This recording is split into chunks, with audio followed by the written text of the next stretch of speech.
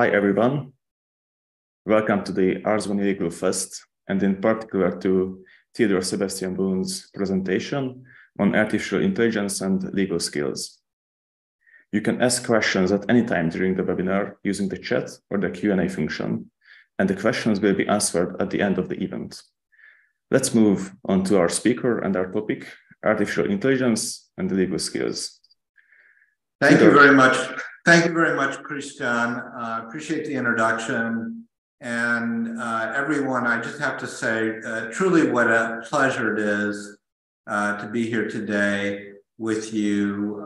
This is my first time speaking at the Legal Fest, and I'm just so impressed with the whole festival and organization and concept.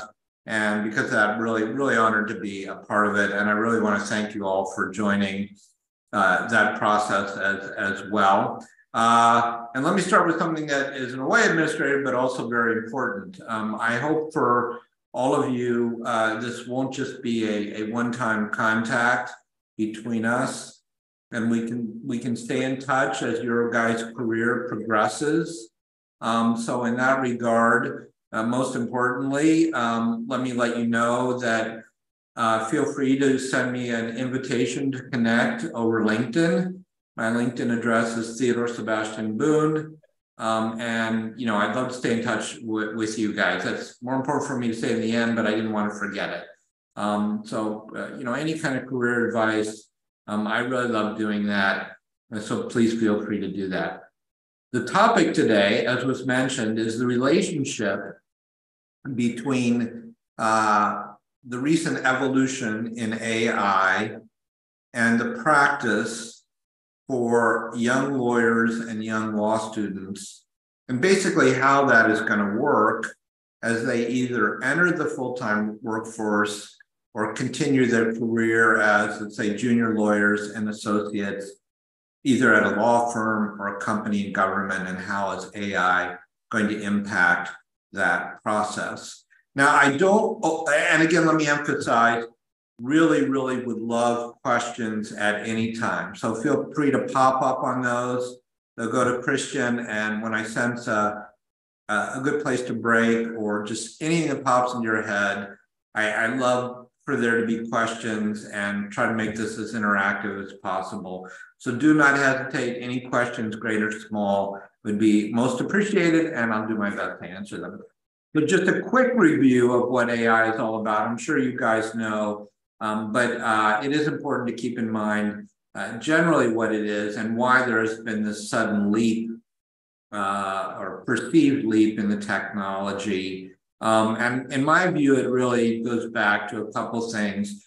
One, the rise of big data and all the data collection that's available, the use of cloud computing to share that data, the use of Internet of Things to establish through a lot of sensors data points, but I think that's perhaps less important in the pure legal sphere. And then these concepts of learning by the systems themselves.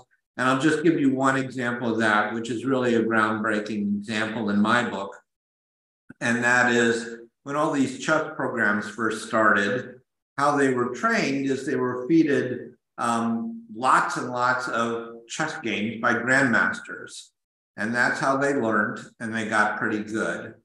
But a completely conceptual difference rose when these systems were given nothing except the rules of chess.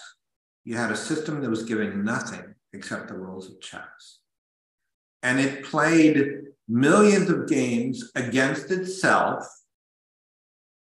And by doing that, within the space of about 48 hours, it could beat the greatest chess masters on earth. And because of that, because of those developments, because of the process of the systems to learn, that is, in brief, in my view, where we are. Just to give you a little bit of quick background on myself, as you can probably tell from my accent, I'm an American lawyer. I grew up in Illinois. I went to college at the University of Illinois, where I took a lot of math, because my father was a mathematics professor, took a lot of German, but majored in philosophy, and then studied in Munich after my bachelor's degree, and then studied at Columbia Law School, where I got my JD, and then came over to Budapest and did a research grant at ELTA and managed to earn a Master of Laws, LLM, from ELTA. I worked in Washington, D.C. for many, many years. First with one of the major law firms there, one of the largest law firms in Washington, D.C., and then in-house with one of the big four accounting firms. About 3 years ago, I moved back to Budapest, where I work at Denton's Budapest as of counsel, and I'm also on the faculty of Corvinus University, where I teach, among other matters, a course I developed called Business Leadership in the Age of Artificial Intelligence. So that's a little bit about me. Now, I imagine most of you have already played around with one of the large language model systems like ChatGPT, of course, is the one that's most famous. And I would encourage you to keep doing that. Let me start with some of the good news, and then I'll get to some of the bad news, and then I'll get to maybe how some of that bad news can be addressed by all of you as you move forward in your careers. Well, the good news in part is that these systems have been increased and developed and are getting stronger and stronger. Another piece of good news, in my view, is the legal profession is going to survive. There's going to be plenty of work for lawyers, and most importantly, plenty of interesting work for lawyers. There have been other major technology developments in the past, and none of these have put lawyers out of business by any means. Rather, I would say, if anything, they have, for better or worse, maybe if you don't like lawyers, it's for worse, increased the work of lawyers in many areas. And perhaps this is what is most interesting. They have developed new areas of research for lawyers. And I'm going to come a little bit more to that later as one of my areas of encouragement for all of you. So I do not believe at all that these systems like ChatGPT and these other AI systems that you all have been hearing so much about are going to put lawyers out of business. All right. So now let me get to what is perhaps a little bit of the not so great news. As you noted from my talking about my bio, I've had a lot of experience at law firms, in-house counsel, and teaching. I also taught as an adjunct professor at Georgetown University School of Law. My main job was with one of the big four. I taught a class there on international business transactions.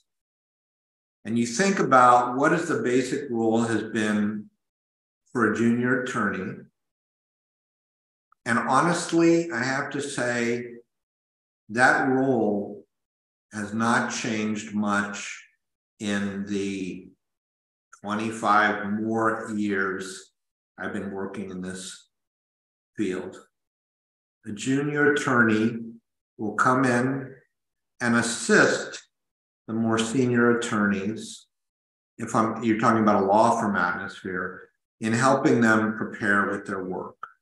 So they will write first drafts of memos. They will write first drafts of non-disclosure agreements, of term sheets, of letters of intent, of share purchase agreements, asset purchase agreements. And they will give those to the more experienced attorneys to review and build off for there. That's a classic junior lawyer job. Another classic junior lawyer job is to assist with respect to what's called the due diligence on a transaction. Your firm is representing a potential buyer of a business, a bicycle manufacturer, and the lawyers get in there and look at the relevant contracts and all the other legal aspects of that target that they're looking to buy to make sure there aren't any super serious problems with the target that would make it advisable either not to go ahead with the deal or to renegotiate certain terms. That's another classic area of practice for junior lawyers. And it has been, again, that honestly really hasn't changed much for the last 20 or 25 years. There have been, by the way, other very significant technological developments during the course of my career. And I will just point out one. And that's the rise of the internet, which may be before many of you guys were born. But the rise of the internet did have a very strong input on the legal practice because, frankly, it made a lot of research easier to have the internet at your desk rather than be doing a lot of this research by hand. So that's the closest parallel I can have now to what's going on in AI. But part of the difference of AI is that AI has this predictive component, this component where it can make recommendations. And that is a component that the internet or a basic Google search didn't have certainly as much of. So that's what I would say is one of the fundamental distinctions between the two. So the internet made research a lot easier, but the junior associates, junior lawyers were still doing the research, and then the more senior people were working with them. And through that process, the junior lawyers did very productive work, but they also learned. They also learned through that process.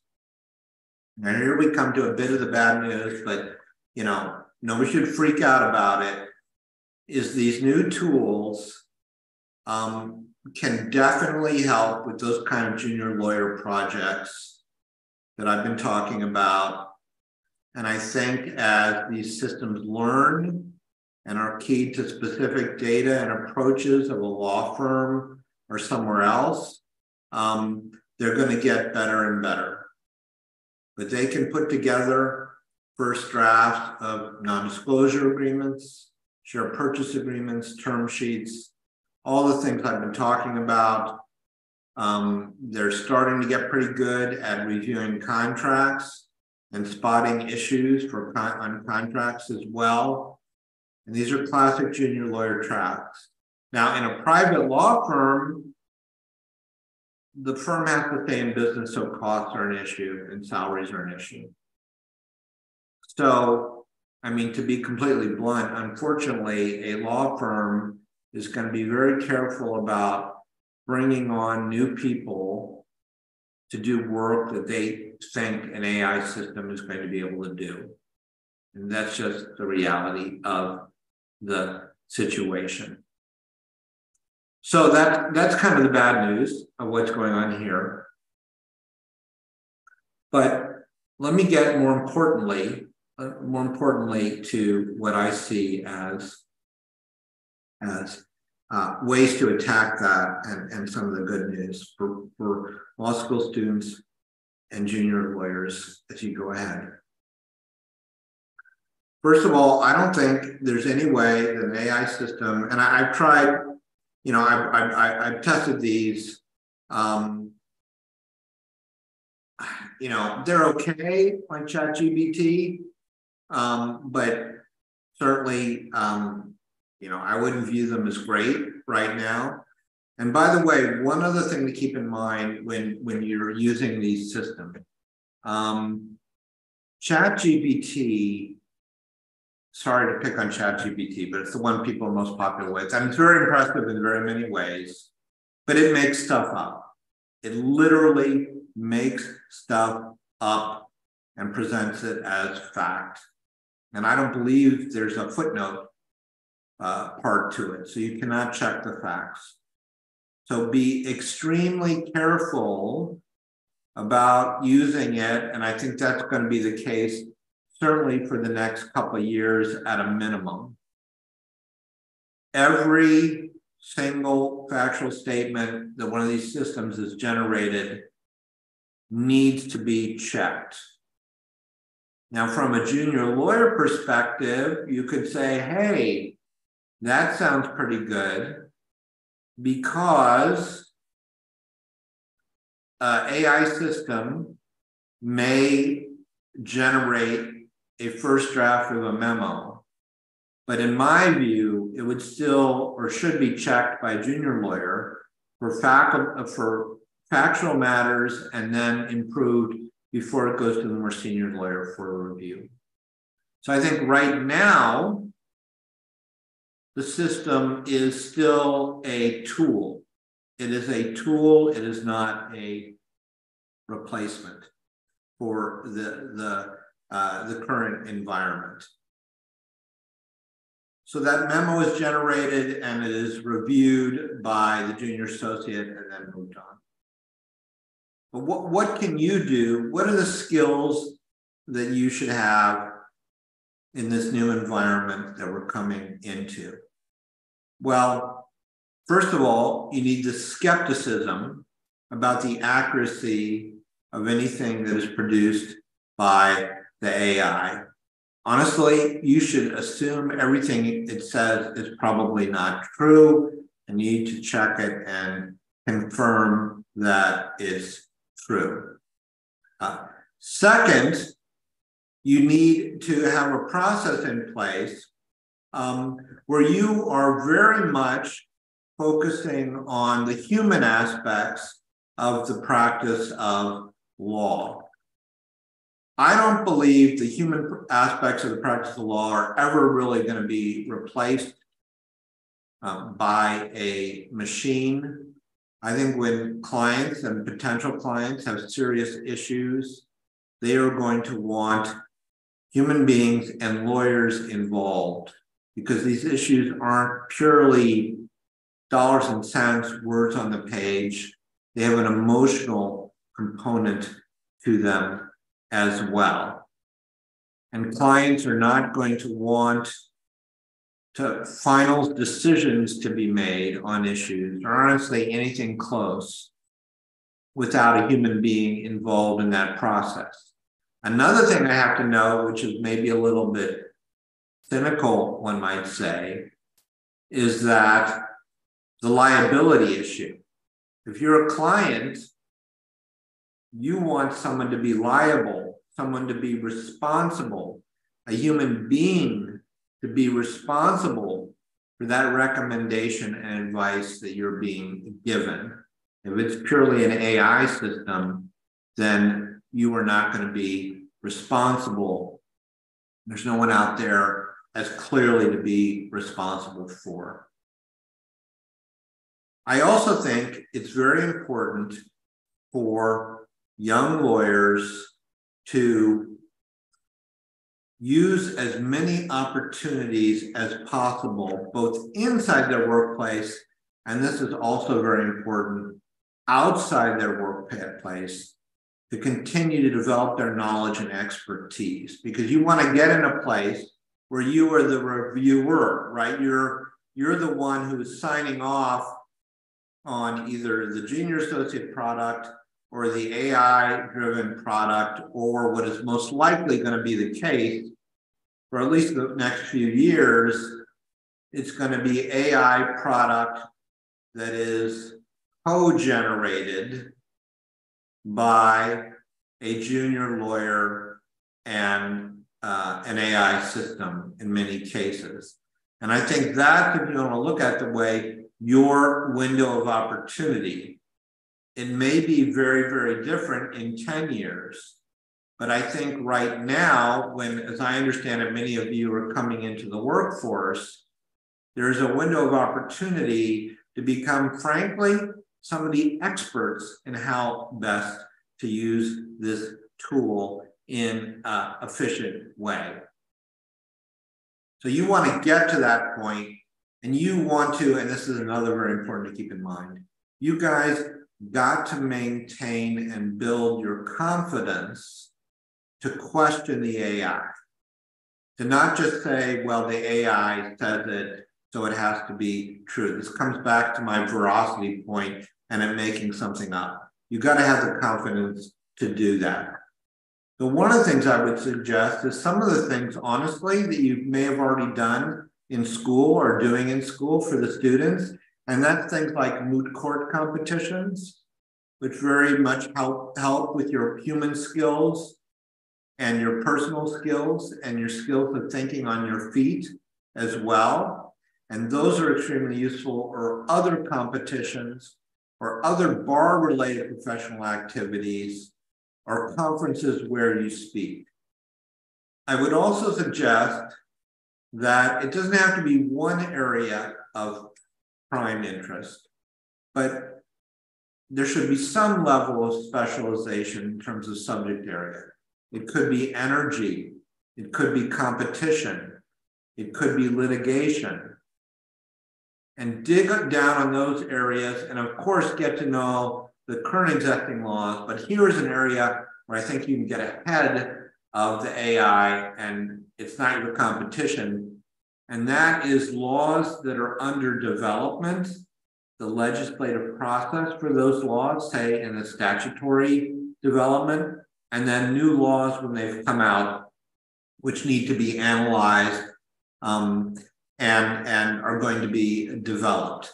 So I think that area of having 1, 2, 3 specializations, digging deep and looking not only at the current laws, but following the legislative process, I think can be very useful for you as well in staying highly competitive in this market.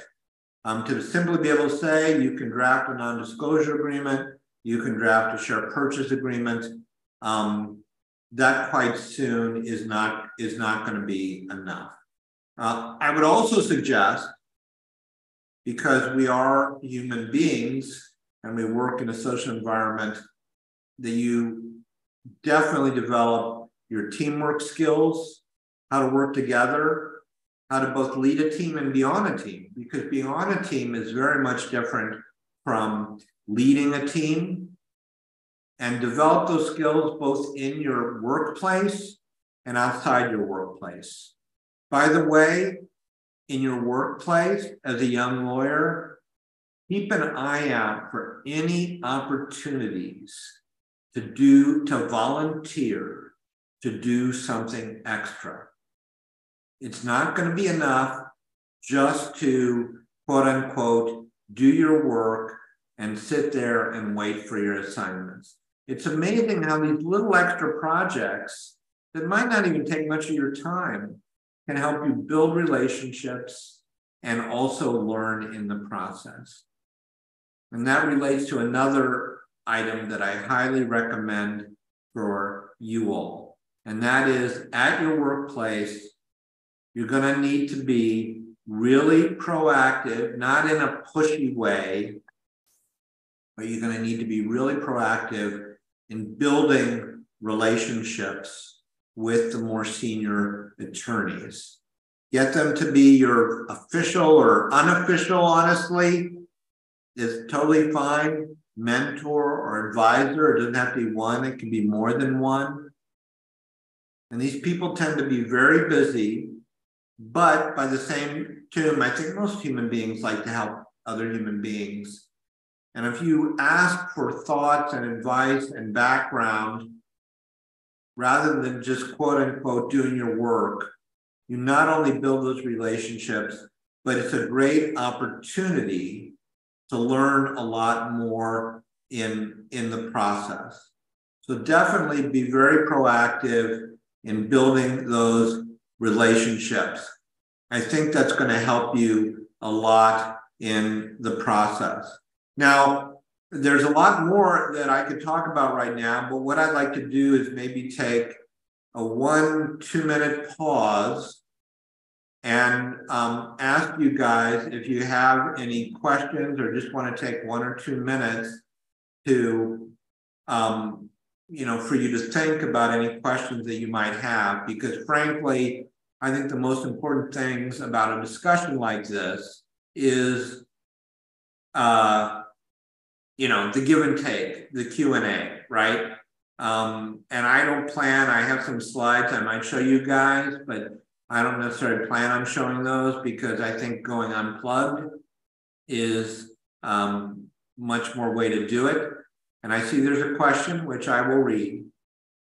Could you also please elaborate on how do you see the more long-term impact of AI and on the legal profession, both in-house and law firms? Also, could you please reflect on potential impact for more senior lawyers? Very interesting question, both in-house and law firms. Great questions. Whoever asked that, thank you very much. And everybody, please feel to keep shooting me other questions as well. So first of all, just a little bit of background, because I think it's important for this question, on the distinction between working at a law firm and working in-house. My experience is that if you're working at a law firm, you tend to work on a smaller number of matters, but they are occupying most all of your time. If you're working on a transaction, that might be the only matter you're working on for several months. Or it might just be 2 or 3. You'd have one transaction that's kind of hot and heavy, one that's starting off, and one that's kind of tapering off. And I think a lot of areas that would be one example for working in a law firm. And this needs to be compared with working in-house, because when you're working in-house, you're working mostly much more with the business people, getting to know that business. If you work for a car company, you're getting to know how a car company works. And you're working with the business people, you're advising the business people. You tend to have 20, 30 balls in the air because some questions are small, some questions are big, but they call you up and usually they say to me, Ted, when I was working in-house, Ted, I need the answer right away. By the way, in both areas, you definitely need to keep your service mentality in place. So I think in the long term, at law firms, let me take that one first. The long term at law firms, I'm getting back to maybe the not so good news anymore, but I want to be honest with you guys, is I think these systems are going to get quote unquote smarter and smarter. They're going to learn from their work, from the work of other associates. They're going to work like a big law firm like ours, Denton's, where I work in Budapest, is the most global and largest law firm in the world. We're going to just start feeding these systems our internal materials, our internal precedents, our internal philosophies.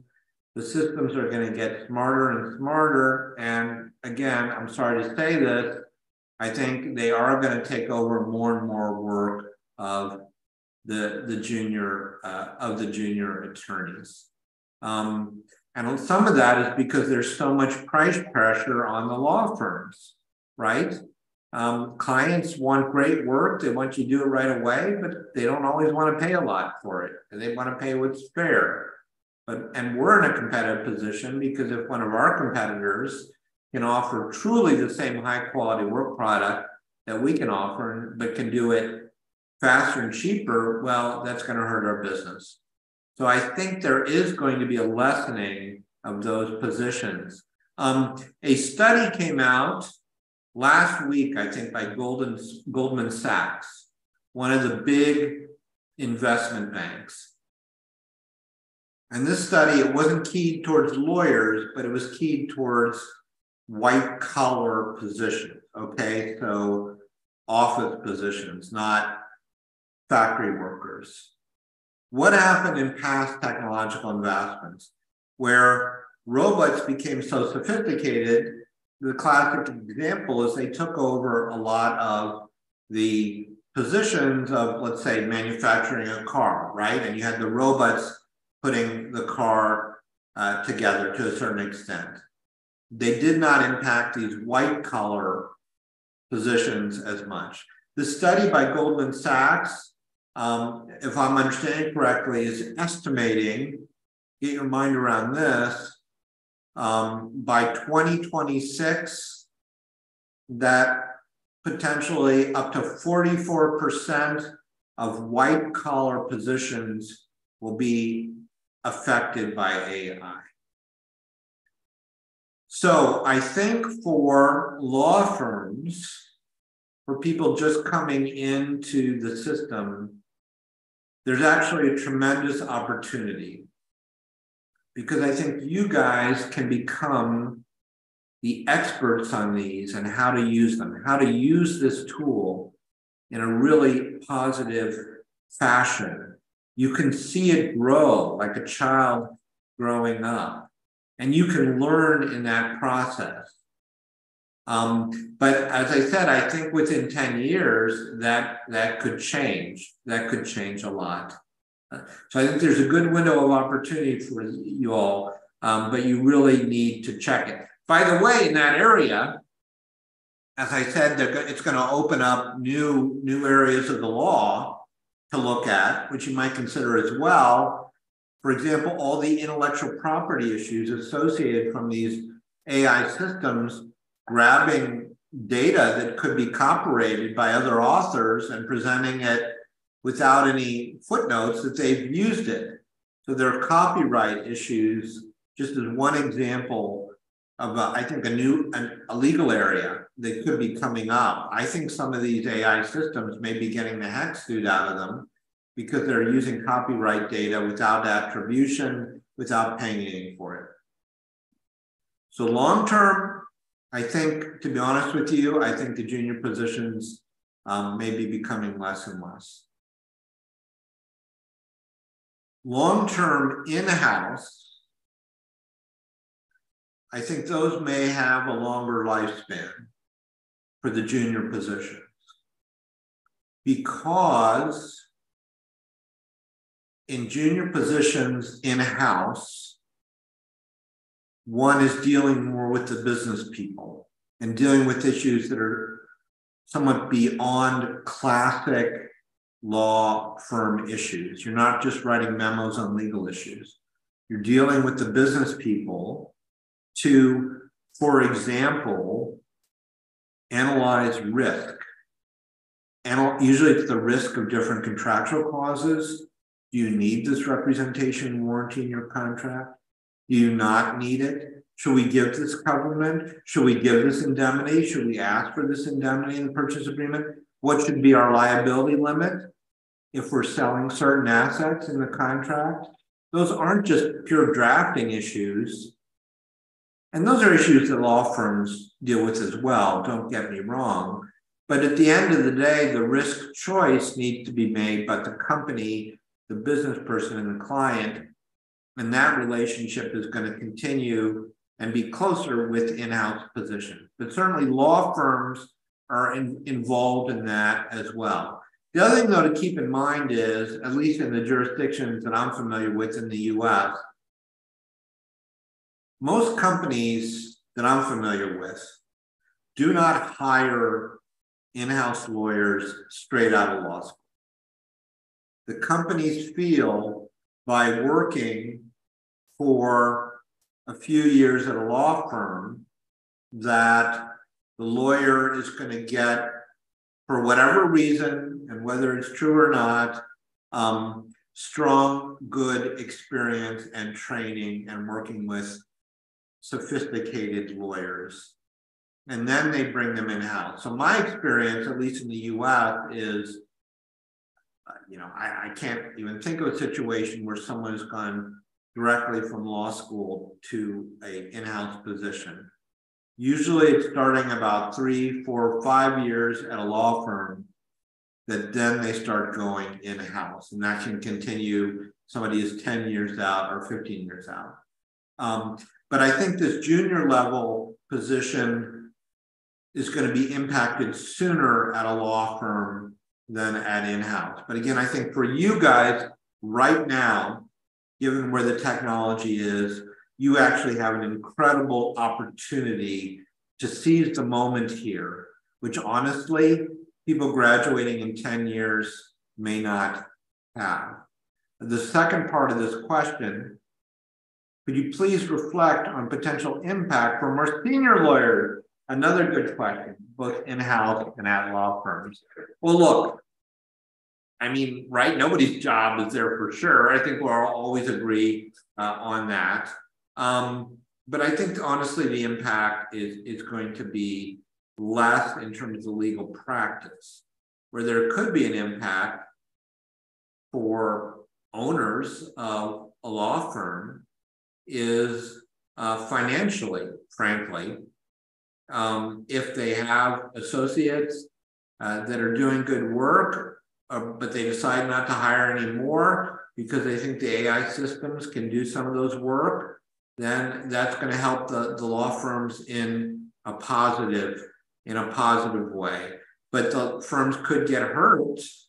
They could get hurt if their competitors are utilizing AI more quickly and more actively than they are. For more senior lawyers in-house, again, I would say the immediate risks, I would see them as somewhat less because you're working for and with and shoulder to shoulder with the business people. You're getting to know the company and the business people. When I was in-house, that's all I did in different areas. I worked on a lot of our strategic alliances around the globe and many other things. And I'm working shoulder to shoulder with the business people. And I don't see that being impacted that much. I see the impact more at the law firms, but being one that's it's not going to be an overnight thing. Lawyers are not going to lose their jobs en masse. I think that the situation will definitely change within 5 to 10 years. But I think there are going to be a lot more opportunities out there as well. By the way, something else when you're thinking about different careers, I would also think about, I mean, of course, I have to highly recommend the law firm life. I think, it was great for me, and I'm super proud to be here at, Denton's. I was a big fan of Denton's even before I joined them, and their growth and their philosophy and their mixture of local lawyers and international lawyers and the fascinating international business transactions that we work on. But think about other things as well. Working in a court setting,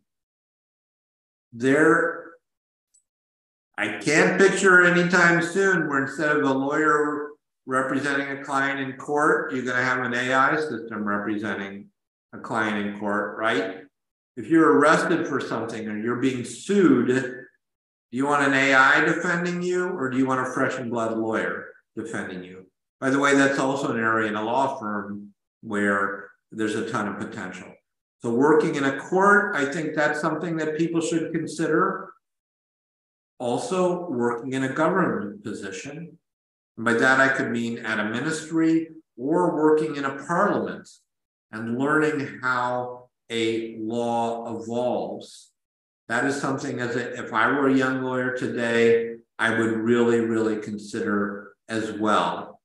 And that experience, of course, then if you decide to go to a law firm later on, is very much valued, and I think will continue to be valued. So there's some thoughts on that. I see we have another question. Thank you very much for this question, and I guess it's okay because it has his name. Christoph, can I mention the name of the nice gentleman that asked the question? Yeah, sure. Okay, well, Mate Spandura, thank you very much for your question, Mate. How would you recommend I improve my AI-related legal skills? As many of us, I've meddled with the most popular AI tools and would consider myself fairly adept at augmenting my productivity with them. Well, that's good. But there's hardly any way to actually quantify or measure my knowledge. Well, I think, first of all, it's good that you're doing that. And I think, we're all going to be doing that. One of the things I think you could do at least for the tools that accept the uploading of documents. And by the way, never upload something that is confidential, right? Because you're uploading it to an external source. But if you have documents, and hey, this could be, your memo on your game plan for your next soccer game, as long as that's not confidential, or letters or whatever you want, or you annotate, pull out all the confidential data or names and upload those and then ask the system questions about those. I think that's an area where the use of AI is really going to grow as well. And these systems are going to be strengthened in that regard. I would highly recommend everybody. It's amazing what you can find on there and learn from, leaving aside particularly AI in a minute. The United States, it's sec.gov. That's the website, www.sec.gov. That's the U.S. Securities and Exchanges Commission website. And in that, they have a system called EDGAR, E-D-G-A-R, EDGAR.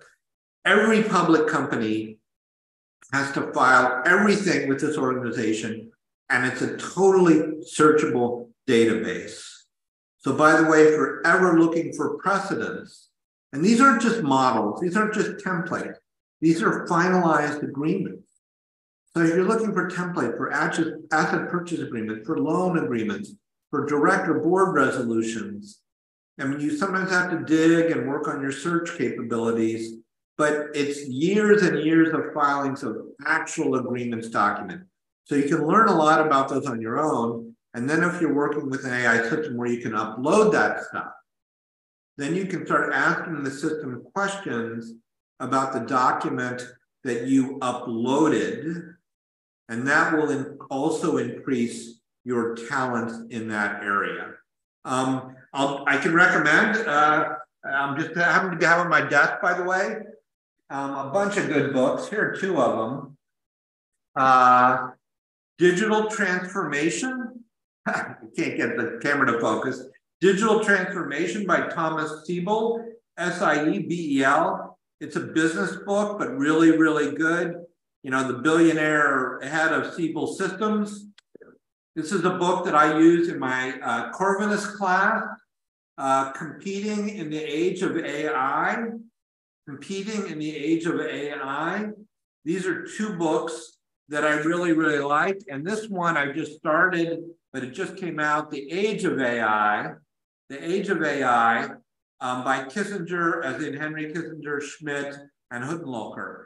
And one of the things I would really look at is, in addition to focusing on the legal aspects of AI.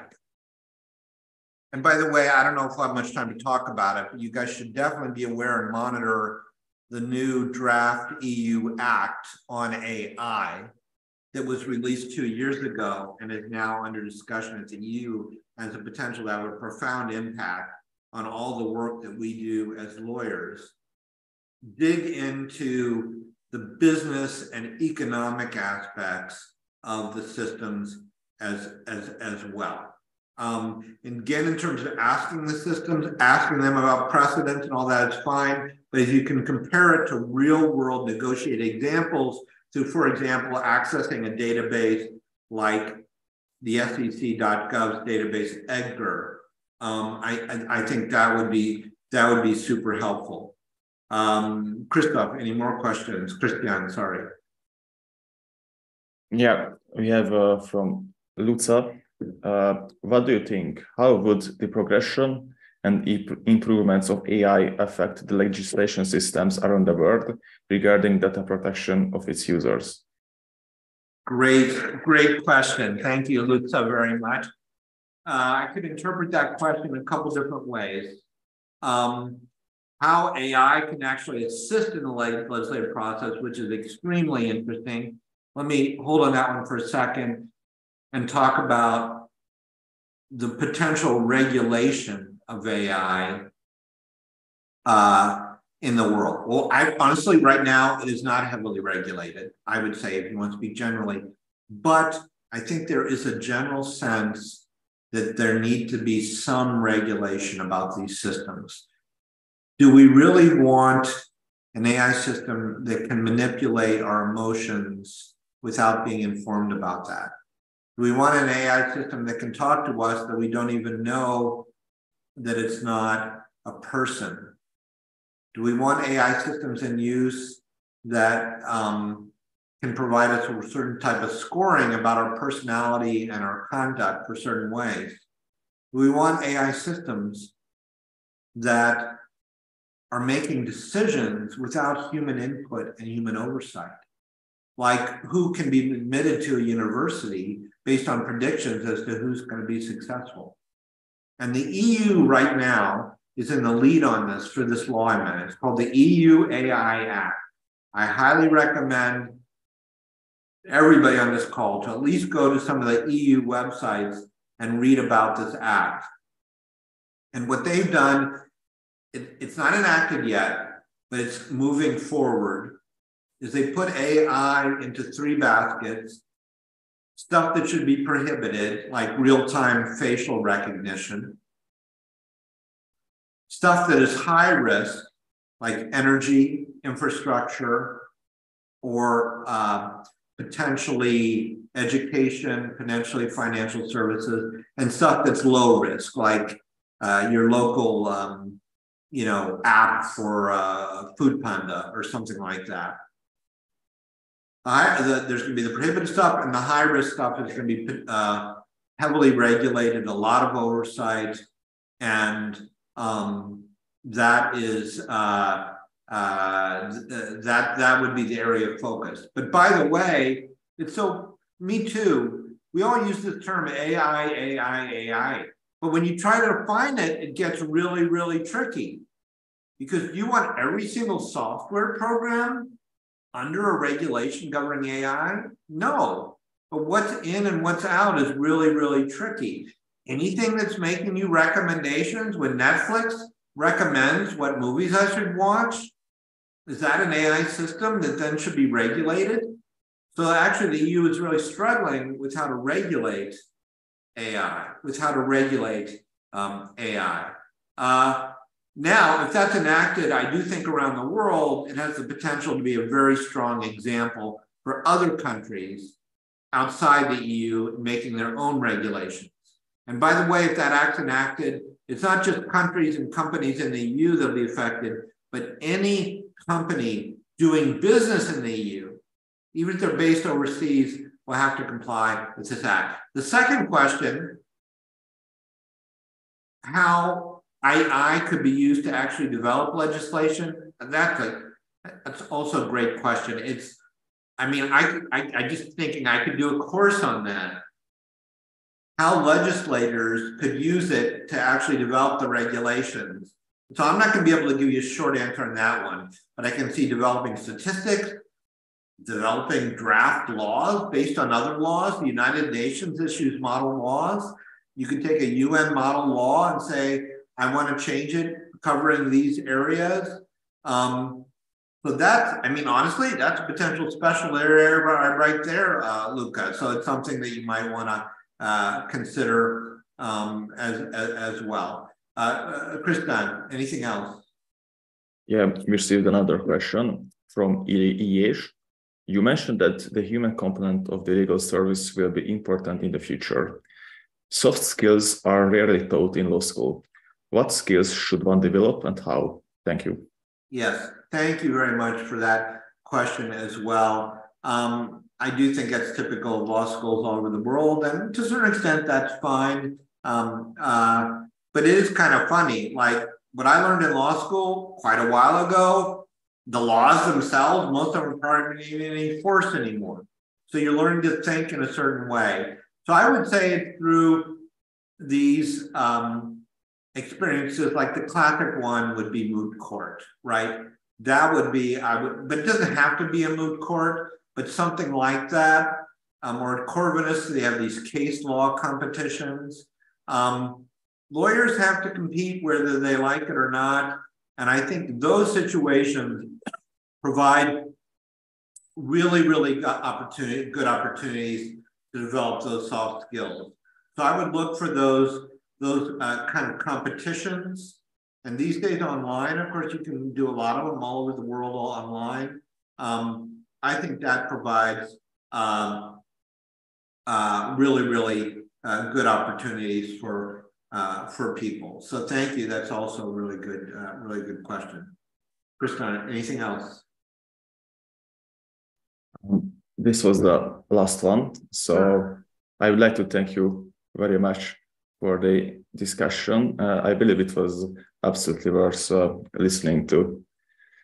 And furthermore, to our audience, you can find the link of the next event in the chat section, or you got an email notification also if you have registered, and you can find the link of the upcoming Danton's events as well. Christian, may I just add one more thing? Yeah, of course. Yeah, because I know we're almost out of time. Everybody, thank you so much for joining. It's been a pleasure. I really meant it.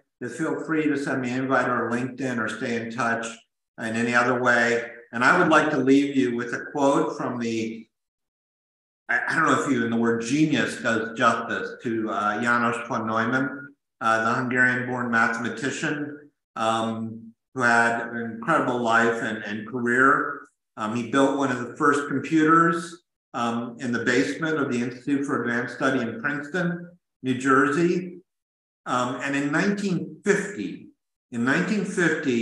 he wrote a manuscript called The Computer and the Brain. The Computer and the Brain. And this is what he said, and I suggest it's a good thing for you guys to keep in mind. The human brain is, after all, the best example we have of an intelligent system. Don't forget that. I'll leave you with those parting words. I hope everybody has a fantastic rest of the Legal Fest.